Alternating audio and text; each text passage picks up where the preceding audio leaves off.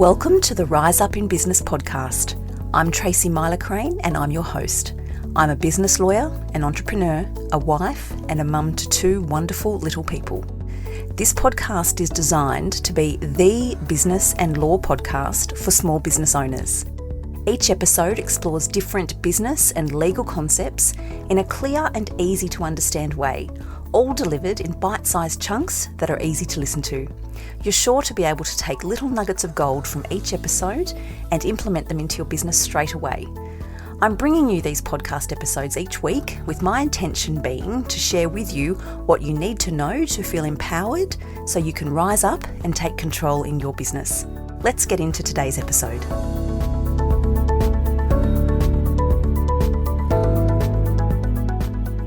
Hello everyone and welcome back to the podcast. Very happy to be joined today by Angela Henderson, who is a business consultant for women who are juggling all the things and wanting to grow their business. Angela, hello, welcome. Hello. How are you today, my friend? Good, really good. Thank you. Thank you so much for joining me. Absolutely. Pleasure to be here. Really looking forward to this chat. This season of the podcast is focused very much on, those small business owners that get a couple of years into their business journey and they're doing all the things and they're wearing all the hats, and more often than not, overwhelm kicks in and they pause and think, what do I do now?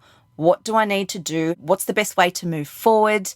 Where do we go from here? So I know that you are going to have some valuable insight in relation to what you say business owners really need to be focusing on to avoid that overwhelm and to grow their business moving forward. Yes, there's heaps that we can talk about. I think the first thing that's important to talk about is oftentimes people continue to do. And that puts them further and further out of alignment, and that equally puts them closer and closer to burnout. Whenever people are overwhelmed, stressed, or burnt out, the first thing that I speak with my own clients about is that what is it that's like no longer an alignment? And that burnout equals unaligned pretty much. Now, burnout is you've got stress, you've got burnout, and then you've got a full-blown mental health diagnosis. As an ex-mental health clinician where I used to diagnose people with schizophrenia, bipolar, anxiety, etc., again, you sit on this cusp between stress, burnout, and that. But the more burnt out you are, normally, the more unaligned you are. And it's important to really kind of consider that. The second thing that I'd say is that when people get to that stage, often I also think overwhelm equals overcomplicated. So often businesses are overcomplicating their business model because they continue to consume more and more content via podcast or via Instagram or emails, and that they think they need to be doing all the time. It's important to know that you can have a business that is successful and that is ran with ease and ran with elegance, and you don't have to be doing and doing that hustle mentality. Oh my gosh, I'm loving that. I think we really need to do away with the hustle mentality. And I think you're right. That does bring people into that phase of becoming unstuck. And I'm loving what you're saying about being aligned and then not aligned. So when you're talking with your clients and when you're speaking on this topic, what would you say that business owners really do need to be focusing on to keep it simple and to be able to grow and move forward? The first thing that I talk about is the analogy of the three little pigs, right? Is that we need to build a business of foundations, because if we don't have a solid foundation, then that's when things start to crack. And so if you think about the three little pigs, most people will have heard the story. You've got a pig that makes a house out of sticks, a pig that makes a house out of hay, and you've got a pig that makes a house out of bricks. It's the same thing that, in my opinion, we need to do with businesses. Is most businesses owners that come to me have a business made out of hay or business made out of sticks. It's built, yes. They might be making some money, yes, but it wouldn't take much for that shit to crumble. COVID comes, marital breakup, kids get sick, etc. Right? So when I say is that we need to look at these core foundations and build a business of bricks. Bricks, they cost a little bit more. AKA, you might need to invest in a business consultant, lawyers to draw up contracts, etc.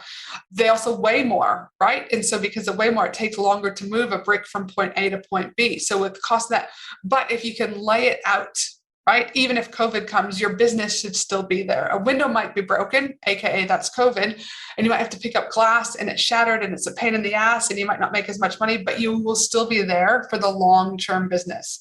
And once those foundations are solidified, there's three components to that. One is build your audience, two is nurture your audience, and three is to sell to your audience. When I talk to you about the first thing around building your audience, there's three ways to build your audience, AKA visibility. Without visibility, you don't have people. Without people, you can't put your offer and product in front of them. If you can't put your offer or product in front of someone, you can't sell. If you can't sell, you don't have a business. And so in order to build your audience, you need a visibility strategy. And there's only 3 ways to be visible: organic, partnership, and paid. You typically will start with one and then layer. So obviously organic, the pros to that are you're not having to pay anyone for a conversion or whatever. But the con is you're spending a lot of time creating content, posting it out there, and it will only go so far, right? Partnerships is also really great because you can leverage someone else's audience while at the same time growing yours.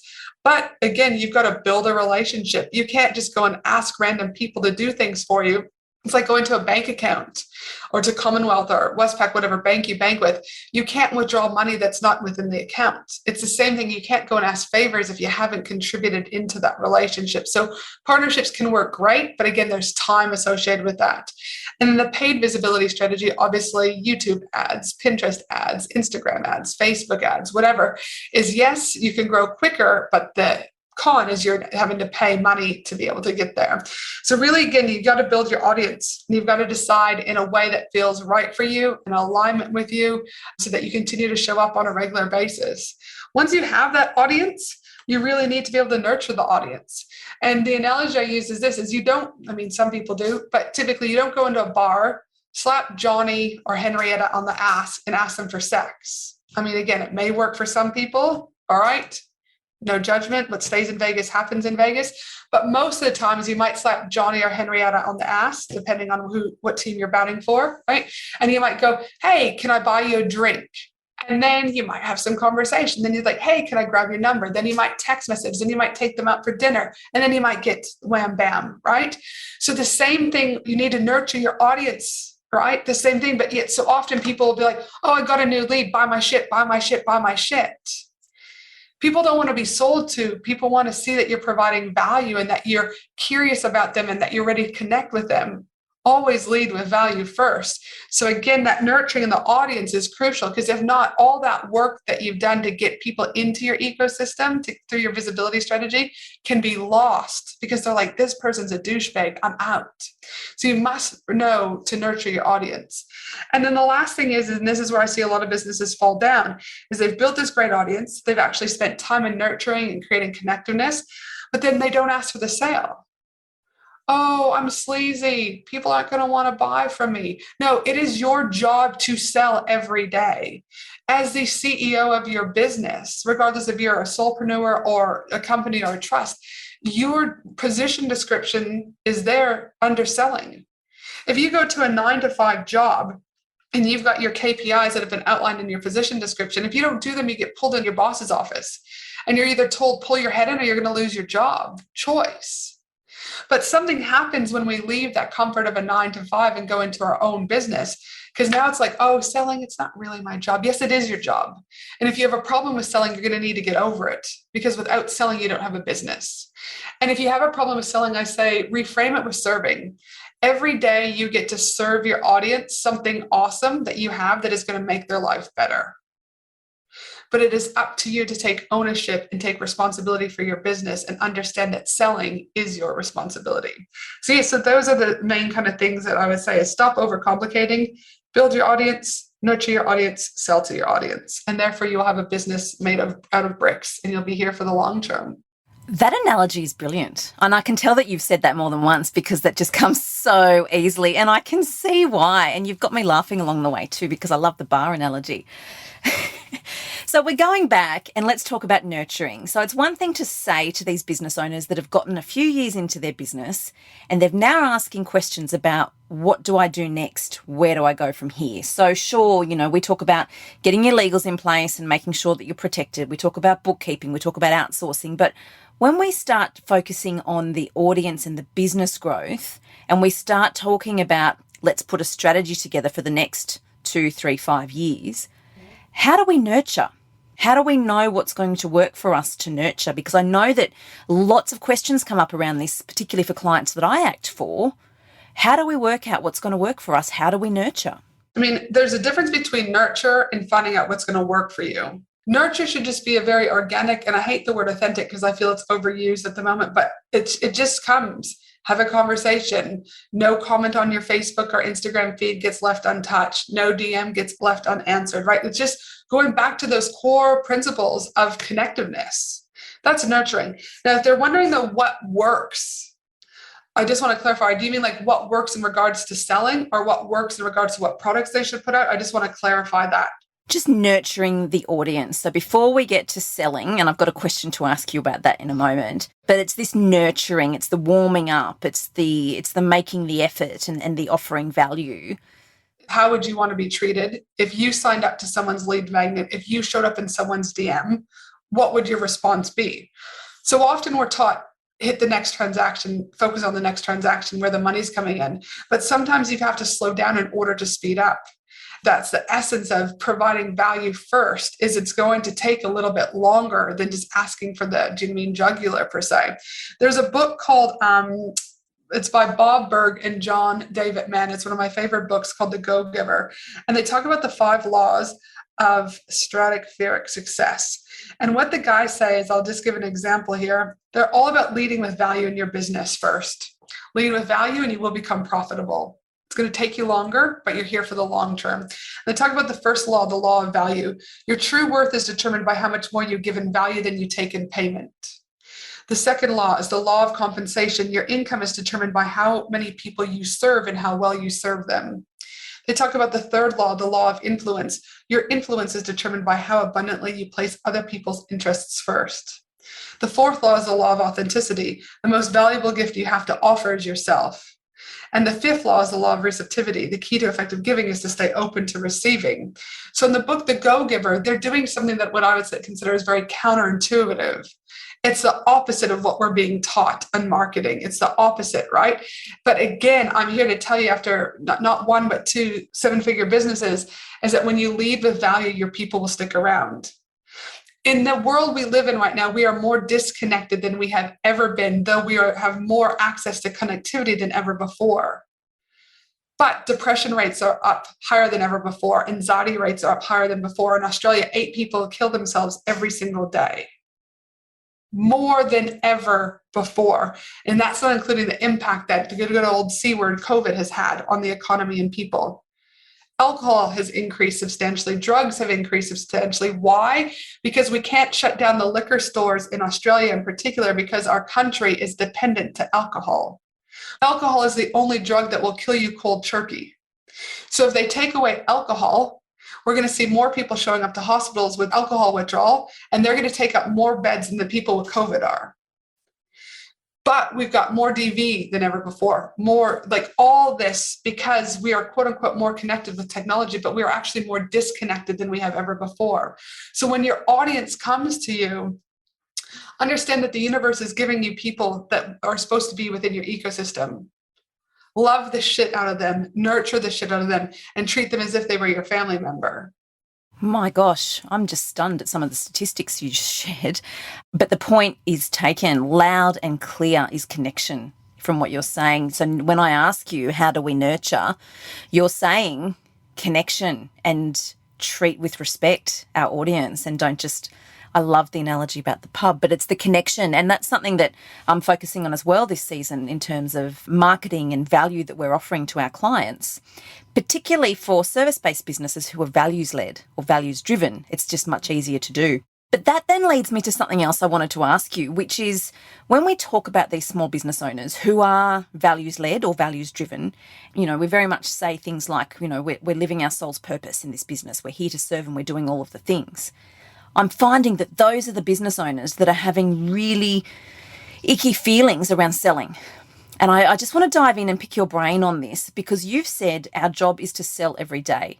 And I love that you've said that and you say it with such conviction and it's really empowering to hear you say it. How do we get over this mindset of, but oh my gosh, I feel sleazy and I feel like I'm here, it's just about the money? You've put a flip on it and said, think of it as serving. Can you just talk a little bit about that? Because I know that this resonates with so many people. In my experience, there are 7 major mindset blocks that I've seen in 11 years of being in business. And so I'll just quickly go through those because the more you say, oh my goodness, that's me, the more work you have to do. And then I can tell you how I've addressed those particular barriers myself in being in business. So the first major mindset block I see is self-trust.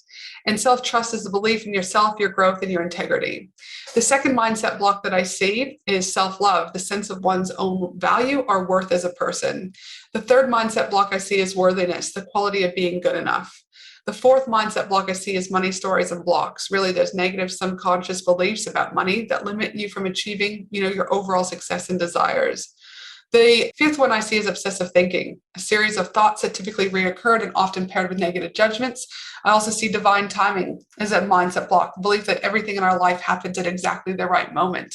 And the seventh mindset block I see often is imposter syndrome, referring to believing that you are not as competent as others perceive you to be. So the more of these that you are sitting there shaking your head yes to, the more internal work you have to do. Your external world is a direct reflection of your internal world. Let me repeat that. Your external world is a direct reflection of your internal world. So if your business is a hot mess, if your bank account is showing negative, if your relationship is messy, if you're not connecting with your kids, you got shit to do inside. And it's typically one of those 7 mindset things that I've just talked about. So if you're having a hard time around money blocks, and selling, there's a root cause to that. That root cause could be you overheard something that my parents, for example, filed bankruptcy twice. So I've had to do a lot of work around money and asking for the sale because, oh my goodness, I'm one of the only people in my family who has wealth. Everything is they get it, they lose it, right? We've got drug addiction, gambling, the list goes on. So I've really had to work hard and be mindful of the past stories that I've heard my family members say and how they've bled into my own world and how I need to change that. How do I do it? There's kind of 3 ways in my experience. As an ex-mental health clinician who used to do CBT, DBT, and all this therapy with people talking therapy really, is that works, but it doesn't get to the root. It's very surface level. The next is I've done a lot of mindset work over the last 11 years and plus, of being alive. And mindset work works too, because it can get to the subconscious. But where I personally have made the biggest changes when it comes to, selling is hypnotherapy. Hypnotherapy goes back one additional layer from the ones that I've just mentioned, and you get to the really core of what's going on within your conscious and subconscious mind. So again, if you truly are struggling with things, it's going to be your responsibility to go and work on your internal world. It's a hot mess and it's not easy. And there's going to be snot and tears. But the reality of it is if you don't do it, you're going to remain in the same spot as you are right now. Ooh, that's so profound, Angela. For business owners that are getting to this point to work out what next, we need to look inwards, is what you're saying. There's a process we need to go through. Is this what you work with your clients on? I work with my clients theoretically. Again, I always try to identify my trifecta of strategy, sales, and marketing and accountability. And when I infuse those together, I help women make more money because my aim is to help women create more wealth. Because when we get more wealth into the hands of women not only change their own lives, their community, but make a global impact compared to men. And that's not just me saying that because it sounds good. That's what our data shows. Women contribute wealth back into society more than men. And so for me is that's where my zone of genius is. So though I can identify people's limiting beliefs, money blocks, whatever, I still outsource to those people who are specifically skilled in that. So when people work with me one-on-one in my mastermind or in my 12-month accelerator programs, is I have a mindset coach that comes in every single month to be able to specifically work on mindset. I've got healers and I've got hypnotherapists that people can also go to and work with that stuff. But that's really important for me to understand where my zone of genius begins and where it ends. But it's equally my responsibility to make sure that I've got the right people to work through these things when those people need them, because it's not just strategy. There's a lot more to having a successful business, which is mindset and energy also. This is fabulous and so insightful. The last thing I want to talk to you about and have you share your thoughts on before we go is the concept of balance, which I know you reject. And that's something that's kicked around so often. I see it everywhere, striving for balance or I'm looking to blend. And I know you reject it. Can you share your views on that? Yeah, I mean, when I first started off in business 11 plus years ago, as I was a mom to 2 small kids, I was working 40 hours a week in mental health. I was starting my first business, etc. And the reality of it is everyone's like balance, work-life balance. You need balance. You need balance. And I just kept getting more overwhelmed and more stressed, because if you look at the true definition of balance, it's pretty much along the lines around like balance is equal distribution amongst X, Y, and Z, right? Depending on your life. So I was like, well, I've got my husband and I've got my kids and I've got me and I've got extended family and I've got the business and I've got work. Like it wasn't an equal distribution. So then I was like, oh my goodness, well, I've had 40%. My kids have only had 5%. I'm a bad mom. So I had to learn very quickly that balance is bullshit. Then what I had to do is I had to replace balance with being present. So at nighttime, when I'm tucking my kids in or dinner, the phones are away, there's no electronics, and I'm in the moment present with them. If I'm on a podcast recording with you, for example, and my kids were to be at home, my kids would be told to pretty much keep your lips shut. Do you know what I mean? I'm present now recording with Tracy, right? And I had to learn to be okay with that, because before COVID, I would fly a lot internationally for masterminds, speaking events, whatever. And I had to learn that I can be a good woman, a good mother, and equally a successful woman in business. I can have all three of those things. Again, because I choose to be present in the moments that are important to me, depending on, again, if I'm on stage, I'm present with the audience, and my kids know I'm not answering FaceTime, and that's okay. Right. So again, I do believe balance is bullshit. And I'd be looking at asking yourself those questions is, am I being present or am I ticking a box? That is a nugget of gold right there. There's been many in this episode, but right there, because it takes the pressure off us as women and business owners to learn that there's a different way. And I tell you what, the guilt that we carry, and I know that you've seen it, is huge. So anything we can do to work through that and let go of that, I think is just an absolute blessing. Thank you for sharing that. That is gold. You're very welcome. In itself. Thank you, Angela. We're going to include in the show notes a link to your website and your Instagram so people can come and find you if they want to engage with you a little further. But I'm so grateful for your time today, and I just know how much value listeners are going to get out of this episode. So thank you very much. Gosh, no worries at all. You have an awesome day. Thank you. That's it for today's episode. Thank you for joining me. I very much appreciate you taking the time to listen. If you liked the episode, please be sure to hit subscribe so you don't miss any new episodes. And if you found this episode to be of value for you in your business, I would be ever so grateful if you would take a moment to leave a review on Apple Podcasts, because that will help this podcast reach the ears of more business owners. If you haven't already, don't forget to jump over to my website and download your free copy of my annual legal checklist designed specifically for small business owners. And if you're ready to set your business up so you can get paid every time hassle-free, check out my course, Getting Paid Made Easy. You can access these resources on my website at tmsolicitor.com.au. Remember, in business, prevention is better than cure. I'll be back with another episode for you next week. Until then, take care.